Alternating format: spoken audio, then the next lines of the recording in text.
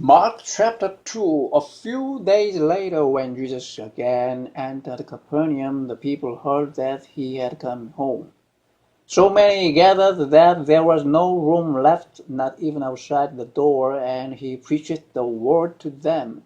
Some men came bringing to him a paralytic, carried by four of them, since they could not get him to Jesus because of the crowd. They made an opening in the roof above Jesus, and after digging through it, lowered the mat the paralyzed man was lying on. When Jesus saw their faith, he said to the paralytic, "Son, your sins are forgiven." Now some teachers of the law were sitting there thinking to themselves, "Why does this fellow talk like that?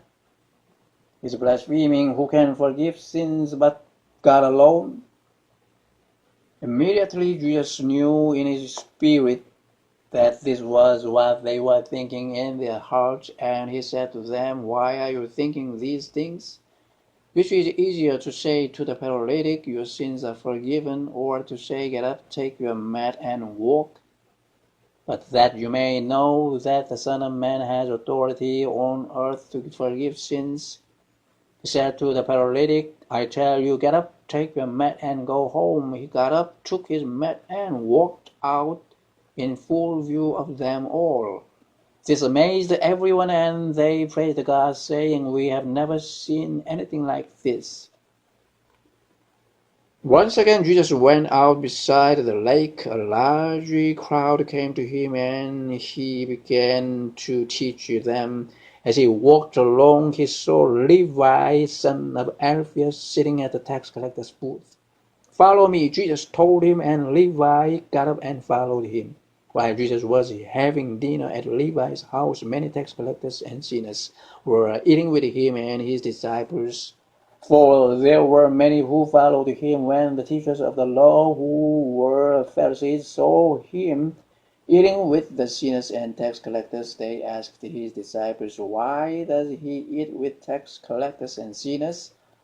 On hearing this, Jesus said to them, "It is not the healthy who need a doctor, but the sick.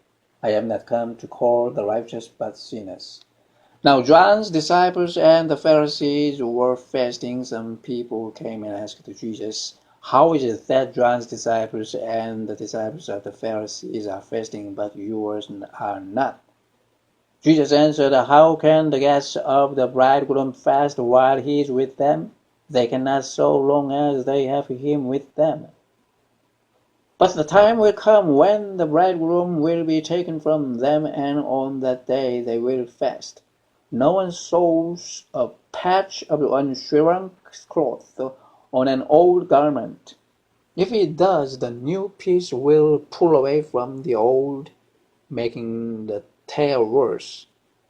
And no one pours new wine into old wineskins. If he does, the wine will burst the skins, and both the wine and the wineskins will be ruined.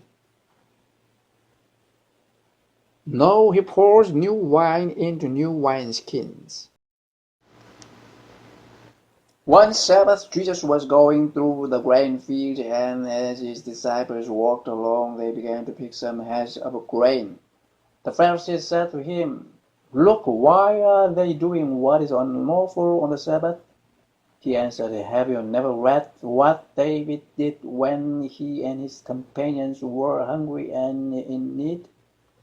In the days of Abiathar, the high priest, he entered the house of God and ate the consecrated bread, which is lawful only for priests to eat. And he also gave some to his companions. Then he said to them, 'The Sabbath was made for men, not man for the Sabbath. So the Son of Man is Lord even of the Sabbath.'